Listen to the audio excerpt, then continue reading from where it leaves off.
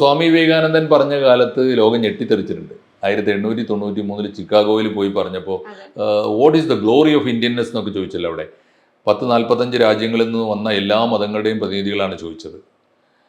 അപ്പോൾ അദ്ദേഹം അന്ന് പറഞ്ഞ ഉത്തരം ഇന്നും പ്രസക്തമാണ്. അദ്ദേഹം പറഞ്ഞത് ഞങ്ങൾക്ക് 2000 എന്താണ് ഇത്ര വലിയ പ്രാധാന്യം എന്ന് ചോദിച്ചല്ലോ. അദ്ദേഹത്തിന് ആകെ 10 മിനിറ്റാണ് അവസരം കൊടുത്തത്. പിന്നീട് അദ്ദേഹം 10 തവണയോ മറ്റോ സംസാരിച്ചു ആളുകളുടെ നിർബന്ധത്തിന് വഴങ്ങിയിട്ട്.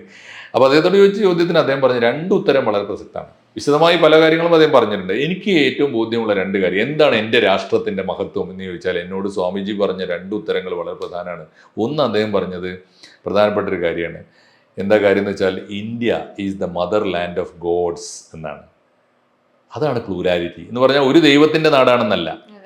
ഇന്ത്യ മനുഷ്യൻ്റേത് മാത്രവുമല്ല, ആ മനുഷ്യൻ്റെ കോടിക്കണക്കിന് മനുഷ്യരുടെ മനസ്സിൽ കുടികൊള്ളുന്ന കോടിക്കണക്കിന് ഈശ്വരന്മാരുടേത് കൂടിയാണ്, ഒരു ഈശ്വരൻ്റേതല്ല.